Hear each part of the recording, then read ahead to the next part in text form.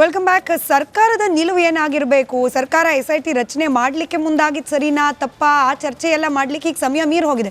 SIT ರಚನೆ ಮಾಡಾಗಿದೆ. SIT ಬಹುತೇಕ ಅಂತಿಮ ವರದಿಯನ್ನು ಕೂಡ ಸಲ್ಲಿಕೆ ಮಾಡಲಿಕ್ಕೆ ಸಿದ್ಧತೆ ಮಾಡ್ಕೊಳ್ತಿರಬಹುದೇನೋ.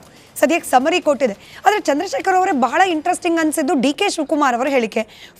ಪ್ರಪ್ರಥಮ ಬಾರಿಗೆ ಈ ಷಡ್ಯಂತ್ರ ಅನ್ನೋ ಪದ ಬಳಕೆ ಮಾಡಿದ್ದೆ ಅವರು. ಅದಾದಮೇಲೆ ಯಾವಾಗ ಅವ್ರಿಗೆ ಅಪೋಸ್ ಆಗ್ಲಿಕ್ಕೆ ಶುರುವಾಯಿತು, ಕಾಂಗ್ರೆಸ್ ಪಕ್ಷಕ್ಕೆ ಮುಜುಗರ ಅನ್ನೋ ರೀತಿಯಲ್ಲಿ ಚರ್ಚೆಗಳು ಶುರುವಾಯಿತು. ಆಗ ಉಲ್ಟಾ ಹೊಡ್ಬಿಟ್ರು, ಇಲ್ಲ BJPಗರ ಷಡ್ಯಂತ್ರ ಇದು ಅಂತೇಳಿ. ಈಗ ಮತ್ತೆ ಷಡ್ಯಂತ್ರ ಅನ್ನೋದು ನನಗೆ ಮುಂಚೆನೇ ಗೊತ್ತು. ಅಂದರೆ ಅವ್ರು ಕನ್ಫ್ಯೂಸ್ಡ್ ಇದ್ದಾರಾ, ಜನನ ಕನ್ಫ್ಯೂಸ್ ಮಾಡ್ತಿದ್ದಾರಾ ಅಂತ? ಈ ಕಾಂಗ್ರೆಸ್ ಅವ್ರನ್ನ ಹೆಂಗೂ ನೆಚ್ಕೊಳ್ಳೋಕ್ಕಾಗಲ್ಲ, ಏನು ಬೇಕಾದ್ರೂ ಮಾಡ್ಕೋಬೋದು. ನೋಡಿ, ಷಡ್ಯಂತ್ರ ಅಂತಕ್ಕಂಥದ್ದು Day 2 ಇಂದನೇ ಎಲ್ರಿಗೂ ಜನಗಳಿಗೆಲ್ಲ ಗೊತ್ತಾಗಿ ಶುರು ಆಯಿತು. ಅದಾದಮೇಲೆ ಚಿನ್ನಯ್ಯ ಹೇಳ್ದ, ನಾನು ಈ ಷಡ್ಯಂತ್ರದೊಳಗಡೆಗೆ ಪಾಲ್ದಾರಾಗಿ ನನ್ನನ್ನು ಶಿಕ್ಷಿದ್ದಾರೆ ಅಂತೇಳಿ. ಈ ತಾಯಿ ಸುಜಾತ ಭಟ್ ಹೇಳಿದ್ರು, ಈ ಷಡ್ಯಂತ್ರದೊಳಗಡೆ ನನ್ನನ್ನು ಸಿಗಾಕ್ತಿದ್ದಾರೆ ಅಂತೇಳಿ. ವಿಠಲ್ ಗೌಡ ಹೇಳ್ದ, ಜಯಂತ್ ಹೇಳಿದಕ್ಕೆ ನಾನು ಇದನ್ನು ತೊಗೊಂಬಂದೆ ಅಂತೇಳಿ. ಚಿನ್ನಯ್ಯ ಹೇಳ್ದ, ಜಯಂತ್ ಇದು ಮಾಡಿದಕ್ಕೆ ನಾನು ಬುಡ್ಡೆ ಎತ್ಕೊಂಬಂದೆ ಅಂತೇಳಿ. ಜಯಂತ್ ಹೇಳ್ತಾನೆ, ನನಗೆ ಗಿರೀಶ್ ಮಠಣ್ಣನವರು ಹೇಳಿದ್ರು ಬುಡ್ಡೆ ಎತ್ಕೊಂಬನ್ನಿ ಅಂತೇಳಿ. ಅಂದರೆ ಇವರೆಲ್ಲರೂ ಷಡ್ಯಂತ್ರದ ಪಾಲ್ದಾರರು. ಕೇವಲ DCM ಶಿವಕುಮಾರ್ ಅಷ್ಟೇ ಹೇಳಿದ್ದಲ್ಲ, ಸ್ಪೆಷಲ್ ಪಬ್ಲಿಕ್ ಪ್ರಾಸಿಕ್ಯೂಟರು ಜಗದೀಶ್ ಅವರು ಕೂಡ ಹೈಕೋರ್ಟ್ಗೆ ಹೇಳ್ತಾರೆ ಷಡ್ಯಂತ್ರ ನಡೆದಿದೆ ಅಂತೇಳಿ. ಬರೀ ಬಾಯಲ್ಲಿ ಷಡ್ಯಂತ್ರ ನಡೆದಿದೆ ಅಂತ ಹೇಳ್ತಾರಲ್ಲ, ಷಡ್ಯಂತ್ರ ಮಾಡಿರೋರು ಯಾರು ಅಂತ ಗೊತ್ತು, ಷಡ್ಯಂತ್ರ ನಡೀತಿದೆ ಅಂತ ಗೊತ್ತು. ಅದು ಷಡ್ಯಂತ್ರ ಮಾಡೋರ ಮೇಲೆ ಏನಾದ್ರು ಒಂದು ಸಣ್ಣ ಕ್ರಮ ಈ ಸರ್ಕಾರ ತಗೊಂತ? ಇವತ್ತಿನವರೆಗೂ ಯಾರನ್ನಾರು ಕರ್ಕೊಂಡ್ಬಂದು ಬಂಧನ ಮಾಡಿ ಅವ್ರನ್ನ ವಿಚಾರಣೆ ಮಾಡ್ತಾ, ಸೀರಿಯಸ್ ಆಗಿ ವಿಚಾರಣೆ ಮಾಡ್ತಾ? ನೋಡಿ, ಕೋರ್ಟ್ ಹೇಳಬೇಕಾಯ್ತು ಇವ್ರಿಗೆ, ಇಲ್ಲ ಇವ್ರನ್ನ ವಿಚಾರಣೆ ಮಾಡಿ ಅಂತೇಳಿ. ನವೆಂಬರ್ 12ನೇ ತಾರೀಕು ಕೋರ್ಟ್ ಹೇಳ್ತು ಇವ್ರನ್ನ ವಿಚಾರಣೆ ಮಾಡಿ ಅಂತೇಳಿ. ಫಾಲೋ ಮಾಡ್ತಿದ್ದಾರೆ. SIT ಅಧಿಕಾರಿಗಳು ವಿವೇಚನೆಗೆ ಬಿಟ್ಟಿದ್ದು ಯಾರನ್ನ ಅರೆಸ್ಟ್ ಮಾಡಬೇಕು, ಯಾವಾಗ ಅರೆಸ್ಟ್ ಮಾಡಬೇಕು, ಇದ್ರಲ್ಲಿ ಸರ್ಕಾರದ ಹಸ್ತಕ್ಷೇಪ ಏನಿರುತ್ತೆ ಚಂದ್ರಶೇಖರ್ ಅವರು? ಅಲ್ಲ, ಹಾಗಾದ್ರೆ ಷಡ್ಯಂತ್ರ ನಡೆದಿದೆ ಅಂತ ಯಾಕೆ ಹೇಳ್ಬೇಕಾಗಿತ್ತು? ಷಡ್ಯಂತ್ರಕ್ಕೆ ಸರ್ಕಾರ ಇವರು ಪಬ್ಲಿಕ್ ಪ್ರಾಸಿಕ್ಯೂಟರ್ಗೆ ಅಷ್ಟು ಗೊತ್ತಾಗೋದಿಲ್ವಾ? ಹಾಗಾದ್ರೆ ಇನ್ನು ಏನು ನಡೆದಿಲ್ಲ, SIT ಕರೆಕ್ಟಾಗಿ ಮಾಡ್ತಾ ಇದ್ರೆ ನಾನು ಕೋರ್ಟ್ ಕೇಳಬಾರ್ದು ಅಂತ ಪಬ್ಲಿಕ್ ಪ್ರಾಸಿಕ್ಯೂಟರ್ಗೆ ಗೊತ್ತಿಲ್ವಾ? ಯಾಕೆ ಹೇಳಿದ್ರು ಅವರು SPP ಅವರು ಅಲ್ಲಿ ಷಡ್ಯಂತ್ರದಾರರು ಇವರು ಅಂತೇಳಿ ಬಹಳ ಸ್ಪಷ್ಟ ಚಿತ್ರಣ ಸರ್ಕಾರಕ್ಕೂ ಬಂದಿತ್ತು. ಯಾವ ಮಾಹಿತಿ ಮೇಲೆ ಏನು ಅಲ್ಲಿ ತನಿಖೆ ನಡೀತಿತ್ತು, ಆ ತನಿಖೆಯ ಆಧಾರದ ಮೇಲೆ ಸರ್ಕಾರಕ್ಕೆ ಮಾಹಿತಿ ಬರೋದು. ಅದಿಲ್ದಂಗೆನೆ ಡೆಪ್ಯೂಟಿ ಚೀಫ್ ಮಿನಿಸ್ಟರ್ ಬಂದು on the floor of the ಷಡ್ಯಂತ್ರ ಹೇಗ್ರಿ ಹೇಳಲಿಕ್ಕೆ ಸಾಧ್ಯ? ಇಷ್ಟೆಲ್ಲ ಆದ್ಮೇಲೆ ಯಾವ ಕ್ರಮವನ್ನು ಕೈಗೊಂಡ್ರು? ಜೊತೆಗೆ ಇವರೆಲ್ಲರೂ ಮಾಡ್ತಿರೋದು ಹಿಂದೆ ದೊಡ್ಡ ಹುನ್ನಾರ ಇದೆ, ಅದು ದೊಡ್ಡ ಕಾನ್ಸ್ಪಿರಸಿ ಇದೆ, ಕೋಟ್ಯಾಂತರ ರೂಪಾಯಿ ಹಣ ಹೋಗ್ತಾ ಇದೆ ಅಂತೇಳಿ ಅವ್ರ ಮೇಲೆ ಕ್ರಮ ಕೈಗೊಳ್ತಕ್ಕಂಥ ಪರಿಸ್ಥಿತಿ ಏನಾದರೂ ನಿರ್ಮಾಣ ಆಯ್ತಾ? ಅದಾದ್ಮೇಲೆ ತನಿಖೆ ನಡೆಯಕ್ಕೆ ಶುರು ಮಾಡ್ತಿದೆ, ತನಿಖೆ SIT ನಡೆಸ್ತಾ ಇದೆ. ಅದಾದ್ಮೇಲೆ ಕೂಡ ದಿನಕ್ಕೊಂದೊಂದು ವಿಡಿಯೋಗಳು ಬರ್ತಾ ಇದೆಯಲ್ಲ, ಆ ವಿಡಿಯೋಗಳನ್ನ ತಡಿತಕ್ಕಂಥ ಪ್ರಯತ್ನಗಳಾಗ್ತಾ ಇದೆಯಾ? ಸಮೀರ್ನ ಬಂದು ಇವತ್ತೇನಾದ್ರು ಕೇಳ್ತಕ್ಕಂಥ ಪ್ರಶ್ನೆಗಳಾಗ್ತಾ ಇದೆಯಾ? ಇವತ್ತು ಸಮೀರ ಅವನು ಇದರಲ್ಲಿದ್ದಾನೆ ಆಂಟಿಸಿಪೇಟರಿ ಬೇಲ್ ಮೇಲೆ. ಸರ್ಕಾರ ಇಲ್ಲಿವರೆಗೂ ಅಬ್ಜೆಕ್ಷನ್ ಫೈಲ್ ಮಾಡಿಲ್ಲ ಅಂತ ಹೇಳಿದ್ರೆ, ಈ ಹುನ್ನಾರದ ಹಿಂದೆ ಒಬ್ರು ಹುನ್ನಾರ ಅಂತ ಹೇಳ್ತಾರೆ, ಇನ್ನೊಬ್ರು ಹುನ್ನಾರದ ಭಾಗ ಆಗಿರ್ತಾರೆ. ಯಾರಿಬ್ರು ಇದಾರಲ್ಲ ಅಲ್ಲಿ ಜುಗಳು ಬಂದು, ಒಬ್ರು CM ಒಬ್ರು DCM, ಒಬ್ರು ತೊಟ್ಲು ತುಕ್ತಾರೆ, ಇನ್ನೊಬ್ರು ಮಗ ಜಿಗಿಡ್ತಾರೆ. ಈ ಒಂದು ಇದರೊಳಗಡೆ ಇವತ್ತು ಇವರು ಈ ತರದಲ್ಲಿ ಈ ಯಾರು ಷಡ್ಯಂತ್ರಿಗಳು ಇವತ್ತು ಆಚೆ ಕಡೆಗೆ ರಾಜಾರೋಷವಾಗಿ ಓಡಾಡ್ತಿದ್ದಾರೆ ಅಂತ ಹೇಳಿದ್ರೆ ಈ ಸರ್ಕಾರದ ಈ ನೀತಿಯಿಂದನೇ ಕಾರಣ. ಭಾಸ್ಕರ್ ರಾಯ್ ಸರ್, ನೀವು ಉತ್ತರ ಕೊಡಿ, ಅದಾದ್ಮೇಲೆ ನಾರಾಯಣ ಸ್ವಾಮಿ ಸರ್ ಕೂಡ ಹೇಳಿ. ಬಟ್ ಈಗಲೂ ಆರೋಪ ಏನ್ ಬರ್ತಿದೆ ಅಂದ್ರೆ, ಇಡೀ SIT ತನಿಖೆ ಕೇವಲ ಚಿನ್ನಯ್ಯನ ಹೇಳಿಕೆಗೆ ಮಾತ್ರ ಸೀಮಿತವಾಗಿ ಹೋಗ್ತಾ ಇದೆ. ಇದು ದಶಕಗಳಿಂದ ಧರ್ಮಸ್ಥಳ ವ್ಯಾಪ್ತಿಯಲ್ಲಿ ನಡ್ಕೊಂಡು ಬಂದಿರುವ ನೂರಾರು ಅತ್ಯಾಚಾರ, ಕೊಲೆ ಪ್ರಕರಣಗಳಿಗೆ, ಅಸಹಜ ಸಾವುಗಳಿಗೆ ಸಂಬಂಧಪಟ್ಟಂತೆ ತನಿಖೆ ಮಾಡಲಿ ಅಂತ SIT ರಚನೆ ಮಾಡಿದ್ದು. ಆದರೆ ಕೇವಲ ಫೋಕಸ್ ಚಿನ್ನಯ್ಯನ ಹೇಳಿಕೆ ಆಗ್ಬಿಟ್ಟಿದೆ. ಅಲ್ಲಿಗೆ SIT ತನಿಖೆನೇ ಸರಿ ಇಲ್ಲ ಅನ್ನೋ ಆರೋಪವನ್ನ ಮಾಡ್ತಿದ್ದಾರೆ.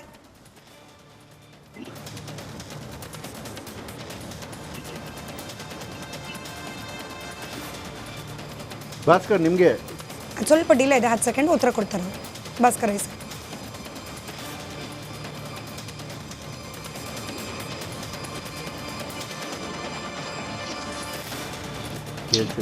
ಭಾಸ್ಕರ್ ರಾಯ್ ಸರ್, ಧ್ವನಿ ಕೇಳಿಸ್ತಾ ಇದೆಯಾ?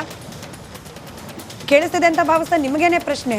ಕೇವಲ SIT ತನಿಖೆ ಚಿನ್ನಯ್ಯನ ಹೇಳಿಕೆಗೆ ಮಾತ್ರ ಸೀಮಿತವಾಗಿತ್ತು, ಆದರೆ ಧರ್ಮಸ್ಥಳ ಕ್ಷೇತ್ರ ವ್ಯಾಪ್ತದಲ್ಲಿ ನಡೆದಿದೆ ಎನ್ನಲಾದ ನೂರಾರು ಅತ್ಯಾಚಾರ, ಕೊಲೆ ಪ್ರಕರಣದ ತನಿಖೆಯನ್ನ ಮಾಡಲೇ ಇಲ್ಲ ಅನ್ನೋ ಆರೋಪ ಈಗಲೂ ಕೇಳೋಕೆ ಸಿಗ್ತಾ ಇದೆ.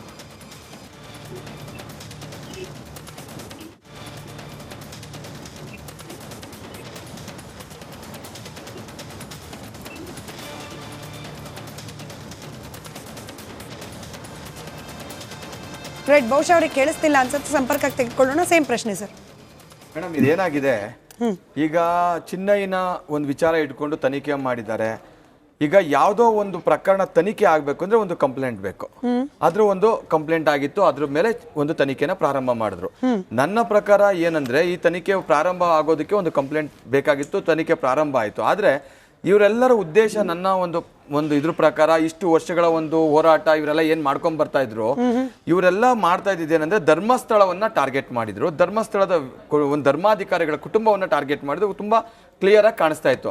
ಅದ್ರ ಪ್ರಕಾರ ಇವ್ರು ಏನ್ ಕಂಪ್ಲೇಂಟ್ ಕೊಟ್ಟಿದ್ದು, ಅಲ್ಲಿ ಅಸಹಜ ಸಾವುಗಳಾಗಿದೆ, ಹಾಗೆ ಹೀಗೆ, ನನ್ನ ಮೊಬೈಲ್ ಅಲ್ಲಿ ಸಾಕ್ಷಿ ಇದೆ, ಪ್ರತಿಯೊಂದನ್ನು ಅವರೇ ಹೇಳ್ತಾ ಇದ್ರು. ಮೊಬೈಲ್ ಅಲ್ಲಿ ಇನ್ಸ್ಟೆಂಟ್ ಫುಡ್ ತರ ಅಲ್ಲಿ ಕೈಯಲ್ಲೇ ಇದ್ದಾಗ ಇನ್ವೆಸ್ಟಿಗೇಷನ್ ಮಾಡಿದಾಗ ನಿಜವಾಗ್ಲೂ ಅವರ ಬಳಿ ಏನಾದ್ರೂ ಸಾಕ್ಷಿ ಇದ್ದಿದ್ರೆ ಅವರು ಎಲ್ಲ ಕೊಟ್ಟಿರ್ತಾರೆ ಕೂಡ. ಅದೆಲ್ಲದರ ಆಧಾರದ ಮೇಲೆನೆ ಈ ಒಂದು ತನಿಖೆ ನಡೆದಿರುತ್ತೆ. ಹಾಗೆ ಅವರೊಂದು ಒಂದು ಮಾತು ಹೇಳ್ತಾ ಇದ್ರು ಗಾಣಿಗ, ಧರ್ಮಸ್ಥಳದವ್ರು ಇರ್ಬೋದು, ಯಾರು ಕೂಡ ಪ್ರಾರಂಭದಲ್ಲಿ ಸಹಕಾರ ಕೊಡಲಿಲ್ಲ ಅಂತ. ಧರ್ಮಸ್ಥಳದ ಧರ್ಮಾಧಿಕಾರಿಗಳ ದೊಡ್ಡತನನೇ ಅದು. ಆಮೇಲೆ ಅಲ್ಲಿನವ್ರು ಹೆಂಗಂದ್ರೆ ಸ್ವಲ್ಪ ದಿವಸ ನೋಡೋಣ, ತನಿಖೆ ನಡೀತಾ ಇದೆ, ನಾವು ಇಂಟರ್ಫರೆನ್ಸ್ ಆಗಬಾರ್ದು, ಇಂಥ ವಿಚಾರಗಳ ಹೋರಾಟ ಆಗ್ಬಾರ್ದು. ಅಕಸ್ಮಾತ್ ಅವರು ಪ್ರತಿರೋಧಿಸಿ ಅವರು ಹೋಗಿ ಕೆಲವೊಂದು ಯೂಟ್ಯೂಬರ್ಸ್ ಮೇಲೆ ದಾಳಿ ಆಗಿದ್ದಕ್ಕೆ ಎಷ್ಟೋ ಜನಗಳ ಮೇಲೆ ಕೇಸ್ ಕೂಡ ಮಾಡ್ಬಿಟ್ರು.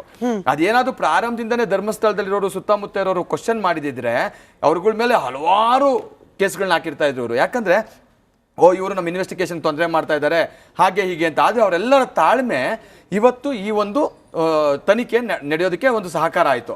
ಆದ್ರೆ ನಾವ್ ಹೇಳೋದು, ನನ್ನ ಪ್ರಕಾರ ನಾನು I am not happy. SIT ಅವ್ರು ಏನ್ ತನಿಖೆ ಮಾಡಿದಾರಲ್ಲ ಈ 6 ಜನಗಳ ವಿರುದ್ಧವಾಗಿ ಅಷ್ಟೇ ಏನ್ ಚಾರ್ಜ್ ಶೀಟ್ ಸಲ್ಲಿಕೆ ಮಾಡಿದ್ದಾರೆ, ಅದು ನನ್ನ ಪ್ರಕಾರ ಷಡ್ಯಂತ್ರ ಮಾಡದಂತ ವ್ಯಕ್ತಿಗಳ ವಿರುದ್ಧವಾಗಿ ಅವ್ರು ನಿಜವಾಗ್ಲೂ ಇನ್ನೂ ತನಿಖೆ ಮಾಡ್ಬೇಕಾಗತ್ತೆ ಅನ್ನೋದು ಒಂದು. ಎರಡನೇದು, ಹಾಗೆ ನಮ್ಮ ಬಿಜೆಪಿ ವಕ್ತಾರರು ಹೇಳಿದ್ರು, ಒಂದು ಮಾತು ಹೇಳಿದ್ರು, DK ಶಿವಕುಮಾರ್ ಅವರು ಸ್ಟೇಟ್ಮೆಂಟ್ ಕೊಟ್ಟು ಅಂತ ನನ್ಗೆ ಅನ್ಸುತ್ತೆ. ವೈಯಕ್ತಿಕವಾಗಿ ಹೇಳೋದಾದ್ರೆ DK ಶಿವಕುಮಾರ್ ಅವರು ಒಬ್ಬ DCM ಆಗಿ ಅವರು ಸ್ಟೇಟ್ಮೆಂಟ್ ಮಾಡೋದ್ರು ಅನ್ನೋದಕ್ಕಿಂತ ಒಬ್ಬ ಭಕ್ತನಾಗಿ ಧರ್ಮಸ್ಥಳದ ಧರ್ಮಾಧಿಕಾರಿಗಳ ಒಂದು